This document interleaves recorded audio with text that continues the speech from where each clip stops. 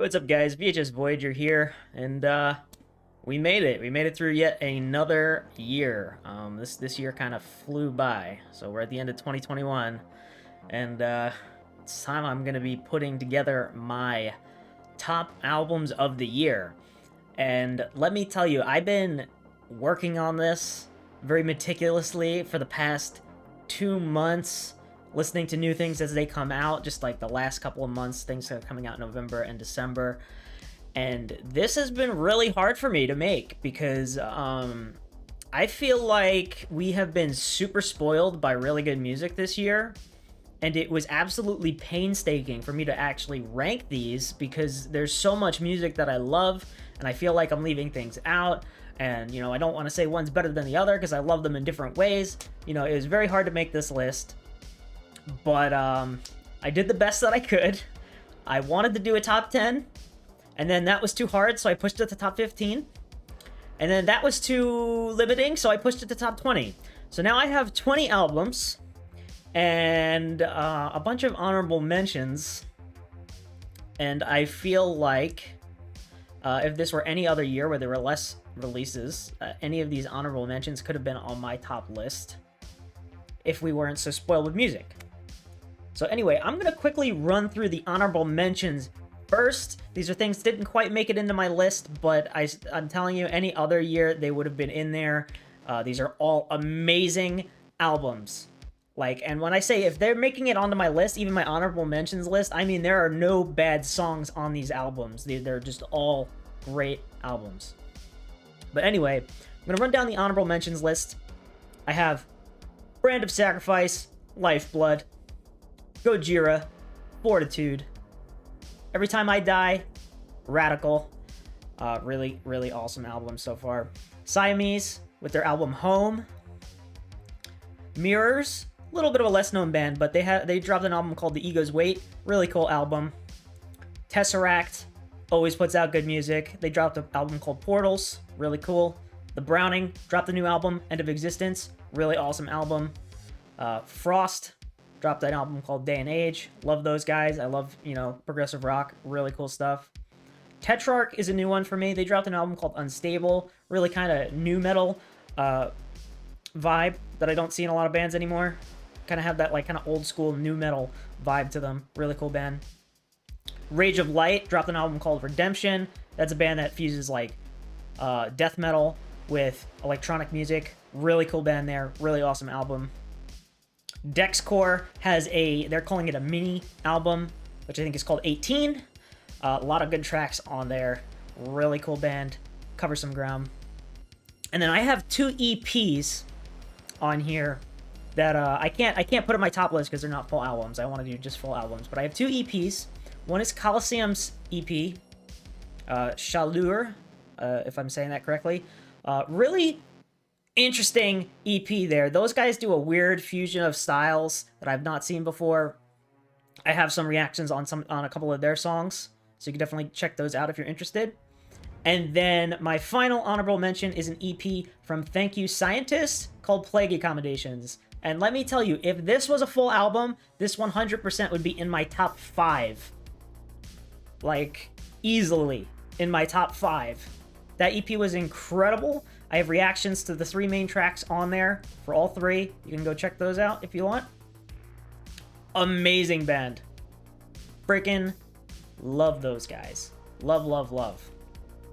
All right, so we've covered my honorable mentions. I'm sorry if some of those were in your top list, but I just want to say that this top list is a very subjective thing. So these are my favorites and what I enjoyed listening to. That doesn't necessarily mean that one album is objectively better than one or the other. And I don't pick strictly based off of technical ability to play what they're doing. I know some people's taste happens to be the more complex and technical something is, they just really appreciate that more than some other things. For me, I do appreciate that stuff, but I go purely based off of the enjoyment I get out of listening to something, regardless of whether or not it is simple and can be played by, a first year person who just started playing their instrument. It doesn't matter. As long as it sounds good, I enjoy it. That's what I go based off of. but I do appreciate the technical stuff too. So without further ado, let's hop into this top 20. All right, coming in at number 20, I have Hacktivist with their album Hyperdialect. Hacktivist is a really cool band. I think they're really unique. I don't know any other bands like them, barring maybe Divisor. But they do an interesting fusion between rap style vocals and like gent kind of metal instrumentals, and it is really awesome. I freaking love these guys. I know in the past they had a harsh vocalist that eventually left the band, and they got a new harsh vocalist. I think the new one is a lot better, complements the band better, and they have, you know, these two vocalists where they go back and forth. Really awesome stuff. Really fun band. Love these guys. All right, going into number 19, we have There's a Light with their album called For What May I Hope, For What Must We Hope. This is a band that I found really recently, actually. I just found them about a month or so ago, and they just dropped this album in December. It's a post-rock band, and they make some incredible post-rock music, man. I love post-rock, and I feel like I haven't been listening to too much of it lately, but I came across these guys randomly, and it was just, I was blown away by their one track.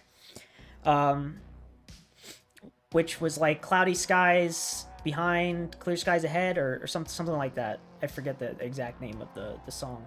But really incredible album. Amazing instrumental parts. They have a couple tracks with vocals in there too, which is really nice. It's mostly instrumental stuff.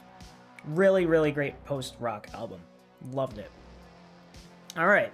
Then moving on to number 18, we have Blackbriar with their album The Cause of Shipwreck. Blackbriar is an interesting one too.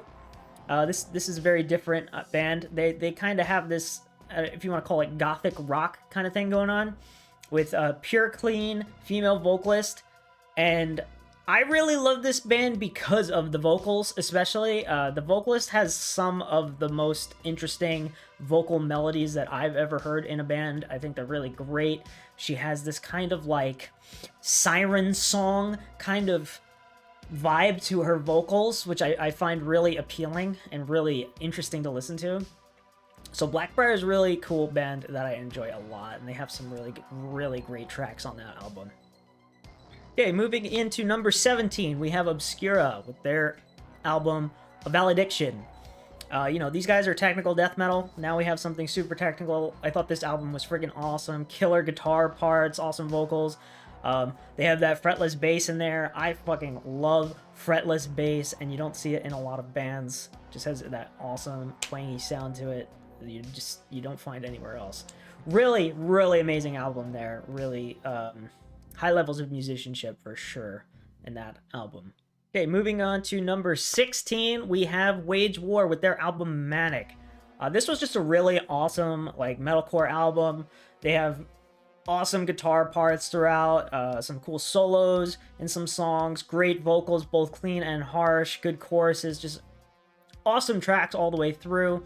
I know they had like a track in there called Death Roll, which has a shit ton of pinch harmonics, really gave me After the Burial vibes. Really cool tracks on this album. Really, really cool. And all right, moving on to number 15, I have Silent Planet with their album Iridescent. Thought this album was freaking awesome. Great vocals, both clean, harsh. They have multiple types of harsh vocals in here. They have a lot of ambient sounding stuff while also being, you know, heavy. It was just really cool and like a lot of atmospheric sounding things. I really loved this album a lot. A lot. Really, really cool. Okay, moving on to number 14, I have Anna's Okay with Aurora. This album kind of dropped towards the start of the year. This band is freaking awesome. I loved every track on this album. You know, Shut the Fuck Up, really awesome song. That might be my favorite on the album. It's just a really cool band, and they're still releasing music, even though they just dropped this album. They released a new track a couple months back. So, freaking love these guys. Really great album. All right, next we have number 13, Hail the Sun with New Age Filth. And let me tell you something, guys. Hail the Sun is one of my favorites. So the fact that they're so far down this list, I think says a lot about how much good music we got this year. But yeah, I've loved Hail the Sun since they released their first EP. It was like Elephantitis. These guys have always been a top pick for me. They always release banger music. I love the vocalist. I love the guitar parts. I love that kind of like whole post-hardcore kind of vibe that they have going on. Really great album. Really, really great. All right. So the fact that Hail the Sun, which is definitely a top pick for me, being at number 13, I think says a lot. So let's keep going. We'll move on to number 12. We have 12 Foot Ninja with their album Vengeance. 12 Foot Ninja is a band from Australia. These guys are really freaking awesome. They do a lot of interesting, like, kind of little fusions with their music. You know, they have like the kind of heavy metal styles of music, but they'll also fuse in other stuff into the other styles of music into their songs that you usually wouldn't see elsewhere. And they're just really fun to listen to. Really unique vocalist, great guitar parts.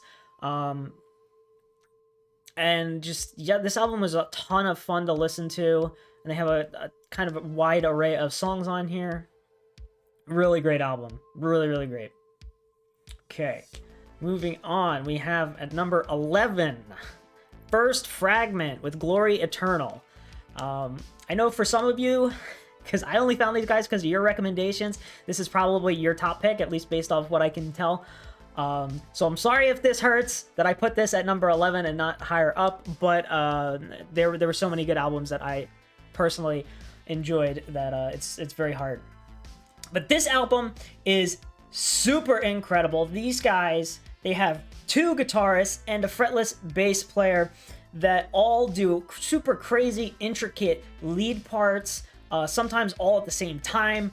It's really crazy. It's super like neoclassical technical death metal if you want to get super specific and niche about it. But it's incredible music, peak levels of musicianship. I really appreciate the hell out of the stuff that they are doing. It was a great album the whole way through, and I have reactions on 3 of their songs if you're interested in those, so you can definitely go check those out. Anyway, moving on now, we're made it to the top 10. Top 10. Okay, coming in at number 10, I have Holding Absence with their album The Greatest Mistake of My Life. This band is something that I found at the start of this year. I hadn't heard of them before that. Someone recommended them to me. Really great album. I know they're more on like the kind of like alternative rock kind of style. They're not super heavy, but all the songs on this album are really great. I love the vocalist. He's got these cleans that he has flares of distortion on. They're really great. The instrumental pieces are good too, and it's just like really catchy songs that you want to sing along with, and the songs are just packed full of emotion. So I really enjoyed this album a lot, so that's why I put it in my top 10. I've listened to it many times on repeat throughout the year, so definitely a top pick this year. Alright, so moving on to number 9, I have Rivers of Nihil, The Work. So these guys are like progressive metal, and this album was really interesting for me. I think they do a lot of cool progressive stuff throughout this album. They have some stuff that's like ambient, and they have weird stuff going on throughout this album that was just super interesting. And one of the highlights is their utilization of a saxophone in a lot of their songs. Is not something you see in metal ever. Like ever. I love the saxophone, and the way they worked it into their music was just super awesome. I loved it. I friggin' loved it. This music is super unique, and really great album. So definitely a top pick for me. All right, moving on. Okay, so at number 8, we have Idola with their album, The Architect. Now, I freaking love this album. These guys are like on the post-hardcore side of things, and the first time I heard this album, I had to listen to it like again. I've listened to this album a ton of times. I think this came out in September, but I've already put a ton of listens to this album over the past few months. Love it. They have amazing guitar parts, amazing vocals, both clean and harsh vocals, and just really, really great stuff. This album is a blast to listen to. I think if it were any other year, it could easily be in, you know, like my top 3. But we got so much good music here that there's just some things that I personally prefer. So moving on, at number 7, I have Scion with their self-titled debut album. This is an interesting one because this is like a project that between Jared Dines and Howard Jones, which is Howard Jones is the former vocalist of Killswitch Engage and the current vocalist of Light the Torch. And then, you know, Jared Dines is a pretty popular musician YouTuber. And this album was amazing. This album was freaking fantastic. It's got a very wide array of different styles of songs. You know, they have stuff that's like metalcore, stuff that's like deathcore. They have a ballad on there. They have a bunch of different stuff that's heavy, stuff that's on the lighter side. This album, I had a blast listening to this. I was laughing my ass off listening to this with just like how much fun I was having. This has great guitar parts throughout the whole thing, guitar leads, guitar riffs, amazing vocals. Howard Jones is friggin' beast, man. He's got such a powerful voice, great clean choruses, great harsh vocals, everything. This is a complete package of an album, guys, and it's really, really good. I even have a reaction compilation and a review for this album that I have launched in the past. If you're interested in that, you can check it out. So, moving on to number 6.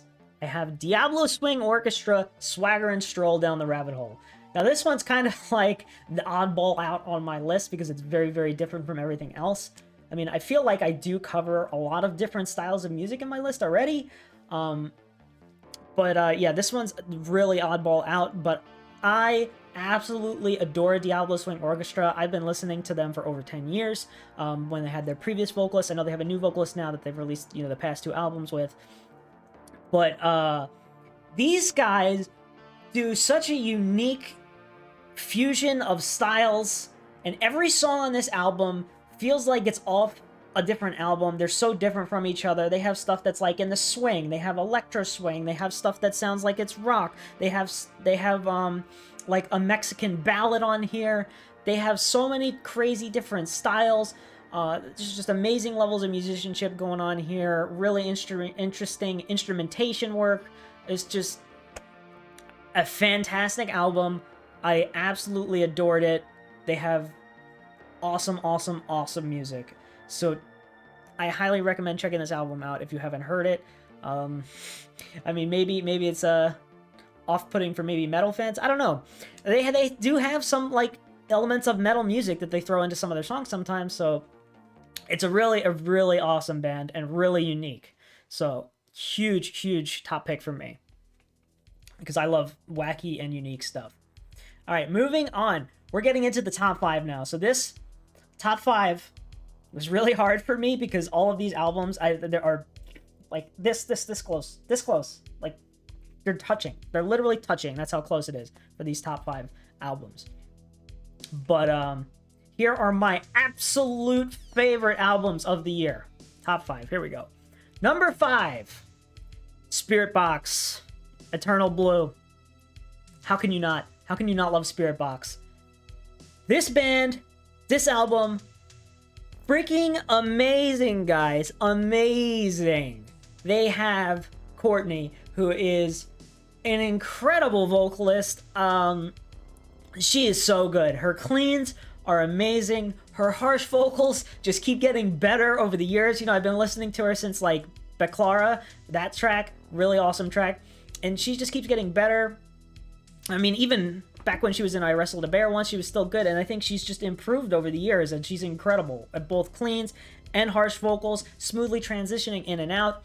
And then, you know, the guitar work in this band is super groovy and bouncy and just interesting. And they do awesome stuff. They have songs that are on the lighter side, like Constance, songs that are on the heavier side, like Silk and the Strings, Holy Roller. Really, really good stuff here, man. Really good. Really, really good. Loved Spirit Box. Alright, moving on. Number 4. I have Ginger with Wallflowers. Ginger has quickly rose to be one of my favorite bands, like top, I want to say 3 in my top 3 favorite bands as they've been progressing. I think their music has evolved a lot since The King of Everything, and they've just been getting better and better with each new release. Every time I hear them, I think they keep getting better. This album is no exception. It's amazing. It's proggy. Tatiana is one of my favorite vocalists of all time now. Her cleans are amazing. Her harsh vocals are so good. And again, smooth transition in and out of clean and harsh vocals. And then this band is a complete package. There's not just one superstar. This is a band of superstars. I mean, all 4 of them are superstar musicians. The drummer is amazing. The guitarist is amazing. The bassist is amazing. The vocalist is incredible. Like, this is a complete package of a band. Everyone is pulling equal amounts of weight, just with incredible levels of musicianship. Extremely cohesive band. I love Ginger, and I love this album. I can't even pick a favorite off this album. Maybe Wallflower. That was a really, really awesome track for me. I love Vortex. I love every song on this album. Just really, really solid. Really solid. Okay, moving on. Leprous with Aphelion. Now, this one hurts me a little bit, just because Leprous has been my number 1 favorite band for I want to say 9 years. Since I found them with Bilateral. I found them when they dropped Bilateral, and they've been my favorite band ever since. They have progressed a lot. Their sound has changed a lot over the years and with each album release, but they still very much at their core, they're still Leprous, and I love them, regardless of how their style changes. Just really progressive stuff that they do. Really interesting, great stuff. Amazing instrumentation work. And Einar, the vocalist, is one of the most incredible vocalists I've ever heard in my life. He has great cleans, and he flips into this like head voice so smoothly and has just an incredible voice. His harsh vocals are great and unique too when he decides to use them. I think he's been using them a little less as their music progresses, but still, it's just incredible music, amazing levels of musicianship. Love Leprous. I love Leprous. Okay, moving on to number 2. Now, this one might come as a shock if you watched, my album review for this one, because I really thought I was going to put this at number 1, but as I was carefully considering all my options, it fell to number 2.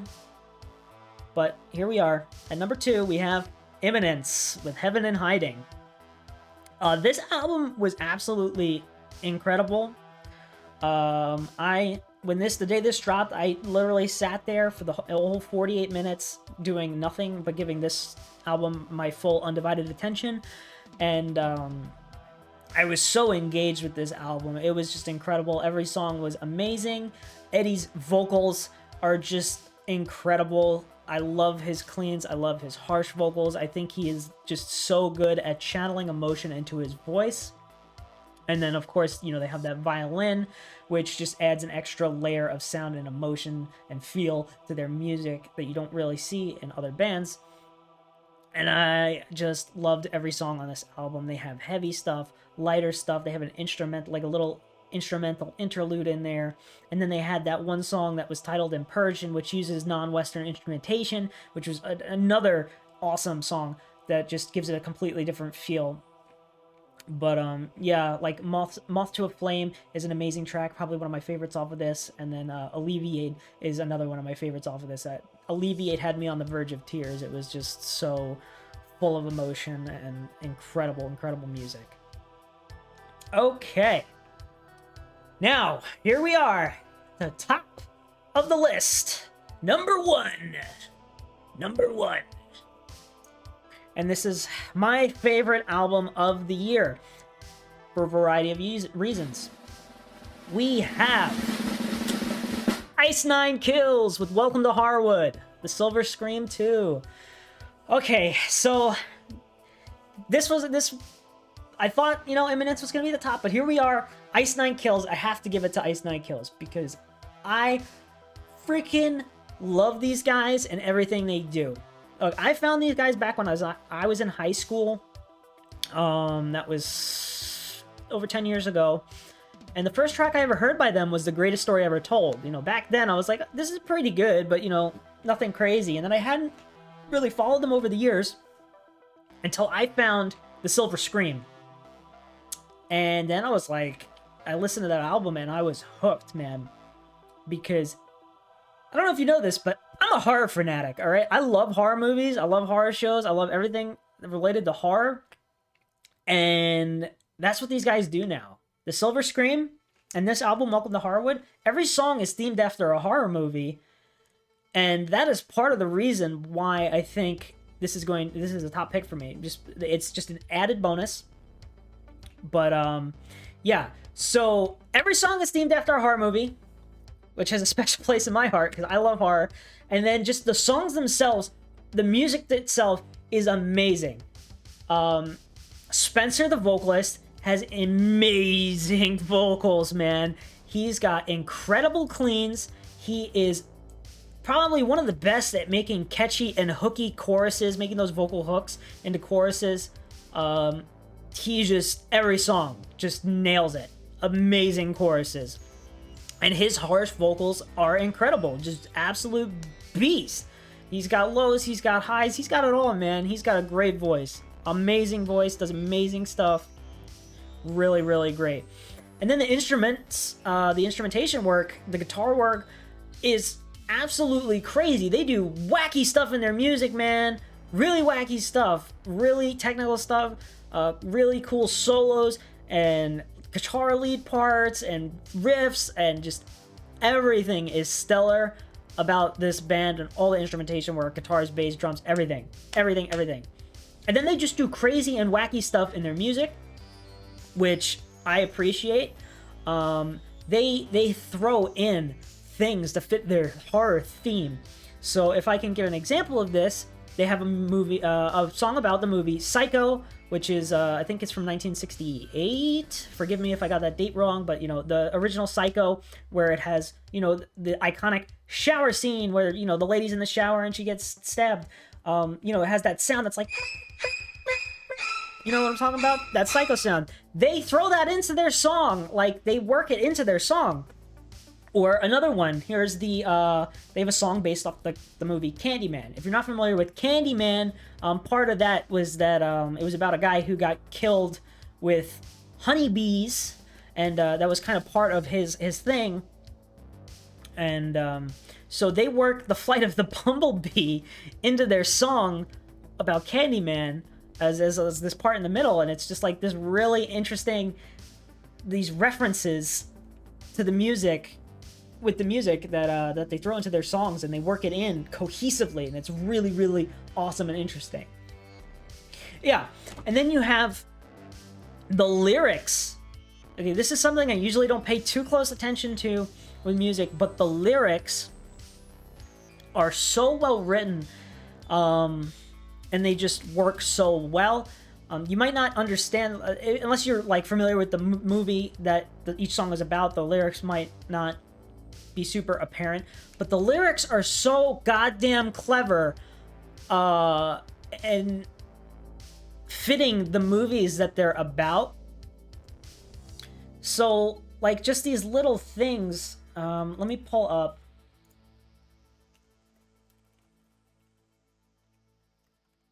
Let me pull up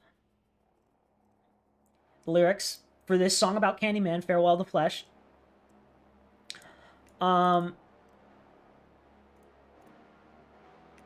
So, like I said,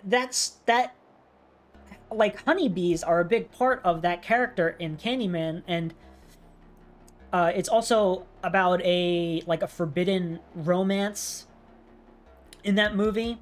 So the lyrics in here, they'll have, "You're sweet on me, honey."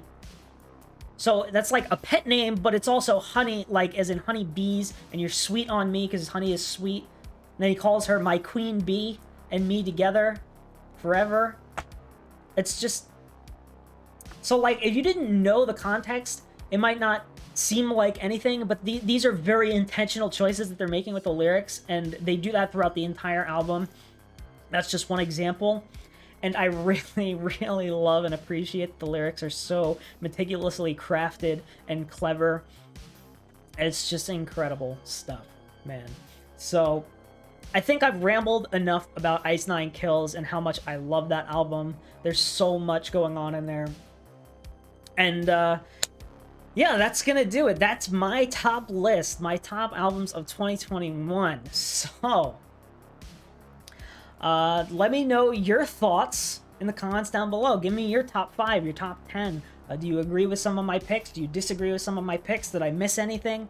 You know, whatever it is, let me know your thoughts down below. Of course, these lists are subjective. You know, I can't say that one album is objectively better than the other. This is just what, in order of my enjoyment of the album. So, that's what it is. So again, let me know your thoughts down below and your top albums, whatever it is. I'd love to hear from you guys and see what you guys are listening to, because if there's anything I haven't heard yet, I'm going to go back and listen to it. So, that's going to do it for me, guys. And, until next year,